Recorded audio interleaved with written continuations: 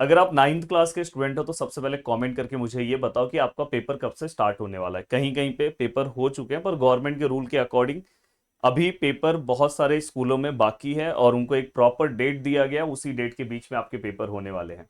तो चलते हैं दोस्तों, वन बाय वन चीजों को स्टार्ट करते हैं। दोस्तों वीडियो को लाइक कर देना, चैनल को सब्सक्राइब कर देना, अपने दोस्तों तक शेयर करना। और आपको हमारी ओर से क्या हेल्प चाहिए, क्या आपको लाइव वीडियो चाहिए, वन शॉट वीडियो चाहिए, कौन से टॉपिक पे चाहिए, geometry, algebra, science one, science two, क्या चाहिए आप बोलना। क्या मराठी का, अगर आपको ग्रामर तो मैंने ऑलरेडी बनाया, अप्रिसिएशन का इजी ट्रिक चाहिए तो बोलो वो भी बना दूं।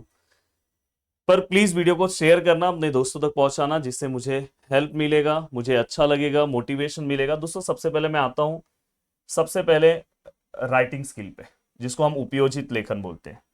मैं यहाँ पे जो चीजें आपको बोलूंगा वही आपको अप्लाई करना है अपने पेपर में, मतलब उसी के अकॉर्डिंग आपको अपना पेपर लिखना है, तो आप आराम से बहुत अच्छा मार्क्स स्कोर कर सकते हो। अब देखो दोस्तों, पत्र लेखन आपको भी आएगा, और मैं आपको ये बोलना चाहता हूँ कि कोई भी अगर आपको टॉपिक सर्च करना है, पत्र लेखन गिरी ट्यूटोरियल्स डायरेक्ट सर्च करो, 10th का पत्र लेखन आएगा भाई, वही पत्र आपका है। ऐसा नहीं कि 9th और 10th, मैंने बोला कि languages Hindi, Marathi, English 9th और 10th का सेम है। बस आपका जो पैसेज है वो पार्ट अलग होगा, पोएम का पार्ट अलग होगा, बट ग्रामर और राइटिंग स्किल 40 मार्क्स सभी का सेम है। तो पत्र लेखन में सर कौन कौन से पत्र आ सकते हैं? पत्र लेखन में दोस्तों 3 तरह के पत्र आएंगे। अब देखो दोस्तों, यहाँ पे इस तरह से आपको दिया रहेगा। अब यहाँ पे विद्यार्थी प्रतिनिधि या नात्याने, अब 2 तरह के पत्र हो सकते हैं। एक पत्र हमारा कौन सा हो सकता है, एक अभिनंदन वाला पत्र हो सकता है, जैसे यहाँ पे देखो आप अभिनंदन देख रहे हो। और दूसरा पत्र यहाँ पे देखो आप दिखाई दे रहे हो विनंती। पर तीसरा पत्र हमारा आ सकता है दोस्तों मांगनी। मतलब ये 3 में से ही अपने को लेटर आने वाला है। तो आप एक मांगनी का, एक विनंती का और एक दोस्तों अभिनंदन का फटाफट प्रैक्टिस कर लो। और मेरा अगर आप सजेशन मानोगे तो मैं हमेशा स्टूडेंट को बोलता हूँ कि आप विनंती और मांगनी का प्रैक्टिस कर लो, अपने आप काम हो गया। तो पहला फॉर्मेट आपको ये पता होना चाहिए। अब दोस्तों इसके साथ अगर आप ध्यान से देखोगे तो सारांश लेखन आपको ऑप्शन में, कोई भी स्टूडेंट सारांश को अटेम्प्ट नहीं करेगा, ये चीज का ध्यान रखना। पत्र सर डन हो गया। अब अगर मैं आगे की ओर आ रहा हूं, क्योंकि आप में से बहुत सारे लोगों को यह भी नहीं पता कि हमें पेपर कौन सा अटेम्प्ट करना है। अब यहाँ पे देखो जाहिरात लेखन में, यहाँ पे डॉट गलत दिया है।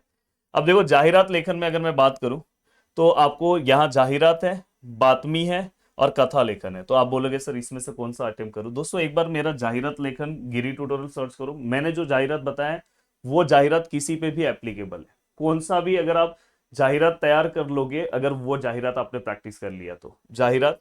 एंड दोस्तों बातमी और कथा में मैं आपको बोलूंगा बातमी लेखन लिख लो, सबसे अच्छा पड़ेगा। कथा लेखन कभी कभी कैसे होता है कि कथा का हमें शीर्षक और तात्पर्य दोनों लिखना होता है, तो कभी कभी आपसे अगर वो प्रॉपर नहीं लिखोगे तो आपका मार्क्स चले जाएगा। ठीक है सर, ये तो समझा। अब मैटर है कि सर लेखन कौशल्य में क्या लिखूं। लेखन कौशल्य में 3 तरह की चीजें आएगी।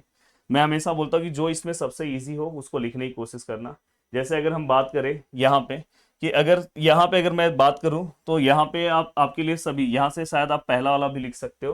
पर याद रखना जहाँ पे आत्मकथन होगा या आत्मरुत्त होगा तो ये हमेशा याद रखना कि मतलब आप लिख रहे हो, आप खुद वो चीज हो और आप लिख रहे हो, तो मी करके लिखना है। ये चीज का ध्यान रखना। और अगर समझो पर्यावरण ये सब पे आया, इवन आप evergreen topic, most important topic Giri tutorial search करोगे ना राइटिंग स्किल का, तो आपको मिल जाएगा। जो 10th के लिए दिया हूँ वही सेम 9th के लिए भी आता है। ठीक है सर, ये तो 20 कितना मार्क्स हो गया दोस्तों? देखो ये 6 मार्क्स, ये 10 मार्क्स, और दोस्तों अगर मैं बात करूँ 8, तो ये 24 मार्क्स के आसपास का पार्ट कंप्लीट हो गया। अब मैटर है 16 मार्क्स का। अब देखो 16 मार्क्स का है। अब मैं आपको ये बताना चाहता हूँ 16 मार्क्स किस तरह से आएगा। ग्रामर जो आपके हाथ का है। अब देखो दोस्तों यहाँ पे समास है, पर मैं आपको ये बोलना चाहता हूँ कि समास आपको यहाँ पे नहीं आएगा। मतलब बहुत ही कम स्टूडेंट को समास यहाँ पे आएगा। आपको यहाँ पे आएगा वाक्य प्रकार ओढ़का। यहाँ पे क्या आएगा दोस्तों? वाक्य प्रकार। वाक्य प्रकार जो मैंने करवाया है, तो वाक्य प्रकार आपको आइडेंटिफाई करने के लिए आएगा दोस्तों कि विधानार्थी है कि आज्ञार्थी है। बहुत सिंपल सा कॉन्सेप्ट है, आप देख लो फटाफट हो जाएगा। अगर किसी को समास समझना है तो समास गिरी ट्यूटोरियल सर्च करो, आपको समास भी मैंने पढ़ाया है। अब देखो दोस्तों यहाँ पे आपको सामान्य रूप और प्रत्यय लिखना है, पर यहाँ पे क्या आएगा आपको पता है? मैं बता रहा हूँ आपके पेपर में, आपको यहाँ पे वाक्य रूपांतर दिखाई देगा, जो क्योंकि 9th के पेपर बोर्ड के 10th के पेपर की तरह बनते हैं। तो यहाँ पे आपको क्या दिखाई देगा दोस्तों? वाक्य रूपांतर। सर वाक्य रूपांतर मतलब आपको विधानार्थी दिया होगा, उसको प्रश्नार्थी करना होगा। मैंने ट्रिक बताया है, बताओ क्या ट्रिक है अगर आपने मेरे वीडियोस देखे हैं। ठीक है सर, हाँ ये वाला फंडा सेम है दोस्तों। यहाँ पे वाक प्रचार आएगा, आप अपने बुक में जो भी वाक प्रचार है उसको अच्छे से पढ़ लोगे उसके अर्थ के साथ 4 मार्क्स के लिए, ये तो कंफर्म है। एंड दोस्तों इसके बाद आपको आता है 4 मार्क्स का यहाँ पे शब्द संपत्ति। शब्द संपत्ति में समानार्थी आप अपने डाइजेस्ट के नीचे जो भी समानार्थी विरुद्धार्थी है उसको याद कर लो, शब्द समूहाबद्दल एक शब्द। एंड दोस्तों यहाँ पे देखो यहाँ पे कभी कभार शब्द समूहाबद्दल एक शब्द के बाद यहाँ पे वचन लिंग भी आ सकता है, पर यहाँ पे देखो एक शब्द पासून अनेक शब्द बनवा, मतलब यहाँ पे दिया है तो उससे आपको अनेक शब्द बनाना है। ये अनेक शब्द मतलब 2 शब्द बना दोगे तो भी चलेगा। अब देखो दोस्तों यहाँ पे खालिल पैकी वाक्य लेखन नियमानुसार लिया, इसका मतलब ये होता है कि यहाँ पे जो भी अशुद्ध है उसको आपको क्या करना है, या स्पेलिंग मिस्टेक है या कुछ कहीं पे नेमिंग में कुछ मिस्टेक है या विराम चिन्ह में कुछ मिस्टेक है तो उसको सही करके आपको लिखना है। अब देखो दोस्तों यहाँ पे खालील वाक्यांश योग्य विराम चिन्ह, अब देखो यहाँ पे आपको कैसा आएगा, या तो ऐसा आ सकता है क्वेश्चन, या तो आपको ना विराम चिन्ह का नाम लिखने के लिए आएगा। मराठी में हमेशा याद रखना विराम चिन्ह का नाम आपको पता होना चाहिए, ठीक है सर। अगर आपने इतना प्रिपरेशन कवर कर दिया, मैं आपको वीडियो का लिंक दे रहा हूँ, दोनों राइटिंग स्किल और इसका दे रहा हूँ, दोनों को आप फटाफट देख लो, आपका ये पूरा पार्ट तैयार हो जाएगा।